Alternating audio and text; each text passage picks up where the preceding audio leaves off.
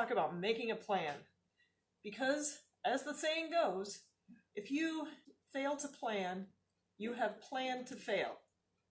And we want to succeed with having an early or later dinner. The best way to do that is to make a plan. That's why in your lesson, there is a meal planner, weekly meal plan. Doesn't look like this one. If you look on the internet, there's a lot of variations. Find one that works for you. There are a lot of ways to make a plan. What that will do for you is a few things. It'll eliminate the need to think about and make little decisions all the time. Sit down at the end of your day, once a day, and plan out the next day. Then you don't have to think about it. In 15 minutes, you have eliminated all of those decisions for the next day. Sit down on the weekend and make your plan for the next week. You can do that. It's not really that hard. Even if you vary from it, you've expended that energy one time in the week instead of 2 or 3 times every day. Saves you a lot of time and energy. If you really get to feel incompetent and ganky, you can do it a month at a time. I used to do this when the kids were little, and I just had a few little kids, and Mark was working all the time. This is just a calendar page. And I would sit down once a month, because I shopped once a month, and make the plan. If we needed to deviate from it, it was fine, because I would just circle it, write what we were going to have, swap things around. It's fine to do that. But I had done all that effort in an hour once a month. Made my shopping list so that I knew I had everything in the cupboard for my meals. And then I went shopping. It took me one day, once a month. Part of that was because I had all those little kids and we were a long ways out of town.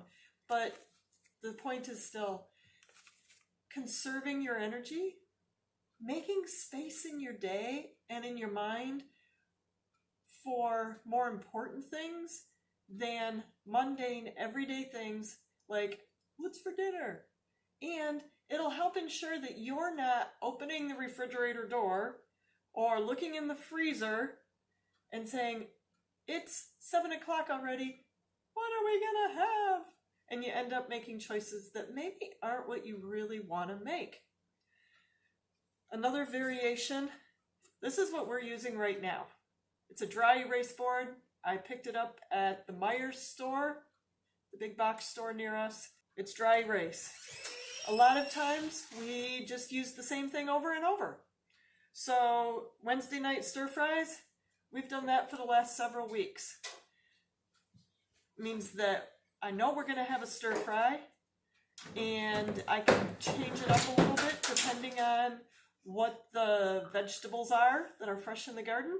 But I know we're going to have stir fry, and I need to soak rice so that we've got rice ready for it, and so on.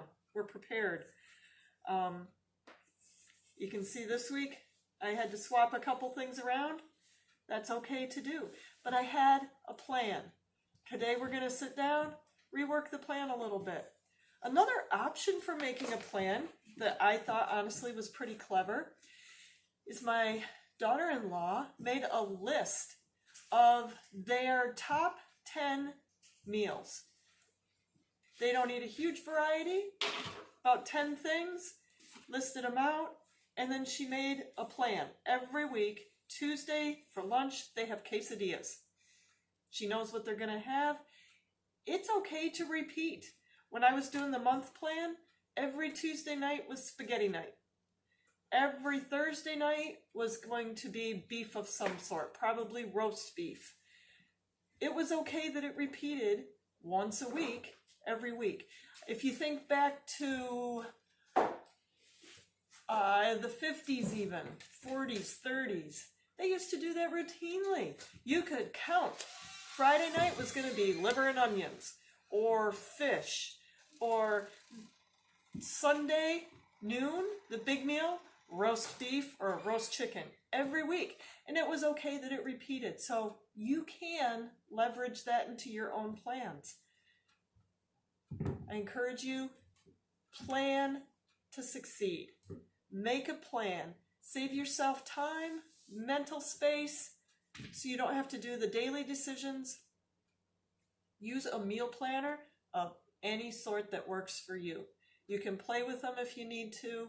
You can do it by the day, the week. You can do it by the month. It all works. Make a plan.